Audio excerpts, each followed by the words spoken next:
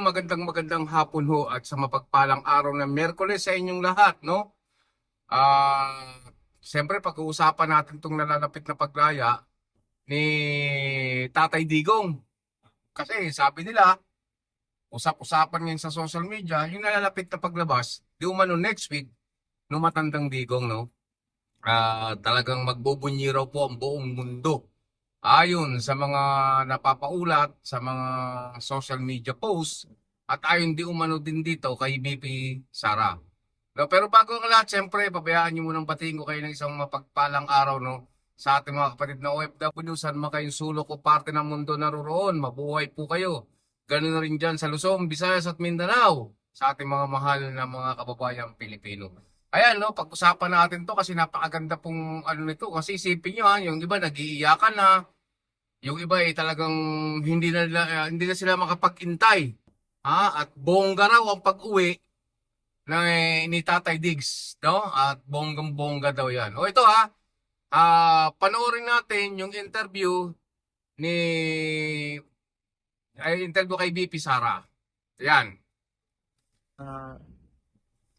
Claims circulating on different social media platforms, ma'am, putting your statement doon sa London rally niyo, ma'am, out of context, na sinabi niyo daw, pinapalabas na lalabas na si PRRD next week from the ICC. Ma'am, just to set the record straight, is there a truth to that claims? Wala akong sinabi doon sa speech ko na lalabas sa PRRD next week. Hindi ko alam kung saan nagsimula yung ganon, pero definitely wala doon sa transcript na nagsabi ako na lalabas na si PRRD sa ICC or lalabas na si PRRD next week. Dahil alam naman natin lahat at nakikita natin sa ICC website yung schedule ng kanyang kaso, at kung makikita natin na walang schedule ng hearing ng release at ang meron lang schedule ay yung kanya trial proper. Dito, Inday, marami po kasing claims. Ay ko! O yan narinig naman ninyo. Hindi ho makakauwi itong Matandang Digong. Ayon mismo dito sa anak niyang si BP, no? Pero naglabas tong unang ano niyan, nung siya nag-speech sa London, sinasabi niya makakalabas. Tapos ngayon, hindi niya raw alam kung saan ang galing yung source, kung sino ano niyan. May makakalimutin pala itong BP ng mga didinis sa tao. Kaya yung mga nagpapakalat ng fake news dyan, abay tigilan nyo na. At wala akong katotohanan na makakauwi ang Matandang Digong.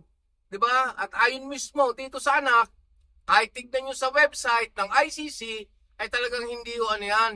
Sa hearing, magkikita sila sa hearing.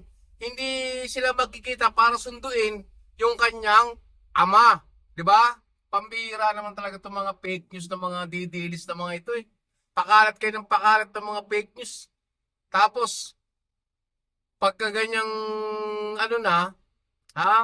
sasabihin nyo na babaliktarin nyo na ang nagpakalat iba, hindi kayo.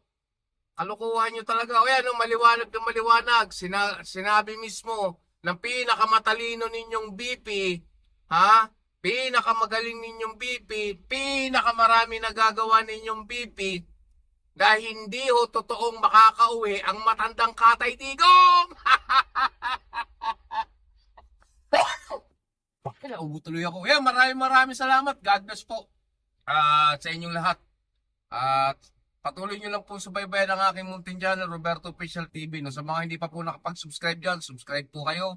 Like, share ang ating video. At huwag nyo kalimutan notification bell para ma-notify kayo sa mga bagong video na ating upload. Maraming salamat po. God bless sa inyong lahat.